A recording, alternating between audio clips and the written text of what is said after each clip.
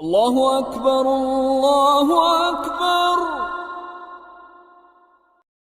ایک مرتبہ خواجہ معین الدین چشتی، خواجہ غریب نواز اجمیری رضی اللہ تعالی عنہ حضور سرکار غوث پاک کی محفل میں جلوہ افروز تھے، اور حضور غوث پاک اپنے چند مریدوں کو نصیحت فرما رہے تھے کہ اچانک شیخ عبد القادر جیلانی نے فرمایا، جسے بھی جنت جانا ہو وہ آج فجر کی نماز میرے پیچھے پڑھ لے، لیکن یہ بات کوئی بھی شخص یہاں سے باہر نہ لے جائے۔ اگر کسی نے بھی اس بات کا چرچا اس محفل کے باہر کر دیا وہ جہنمی ہوگا۔ چنانچہ سارے مریدوں نے اسے ٹھیک سے سن لیا اور اپنے اپنے حجرے میں عبادت الہی کے لیے تشریف لے گئے۔ ساری رات سلطان الہند خواجہ معین الدین چشتی خواجہ غریب نواز سوچتے رہے کہ سارے لوگ اس رحمت اور نعمت سے محروم کیوں رہے۔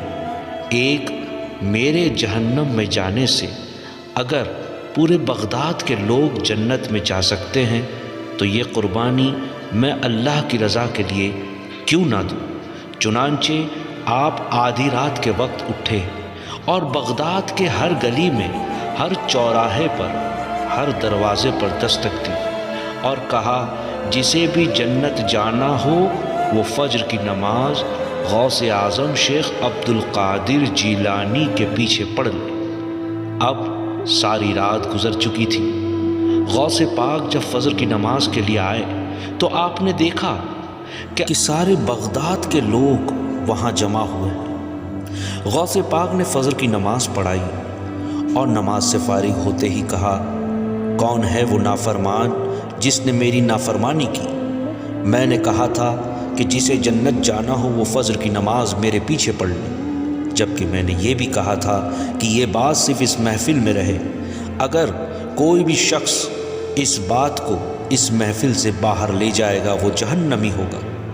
خواجہ غریب نواز کھڑے ہوئے اور ادب و احترام کے ساتھ کہنے لگے، یا شیخ عبد القادر جیلانی، یہ نافرمانی میں نے کی ہے۔ جب میں آپ کا یہ فرمان سن کر اپنے حجرے میں گیا تو ساری رات میں سوچتا رہا کہ ایک معین الدین کے جہنم میں جانے سے پورے بغداد کے لوگ جنتی ہو سکتے ہیں، تو کیوں نہ یہ قربانی میں دوں۔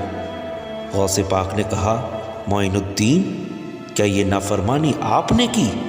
غریب نواز آیا، جی میرے آقا، آپ کے قول کے مطابق کہ جو بھی یہ باہر بات لے جائے گا وہ جہنمی ہوگا۔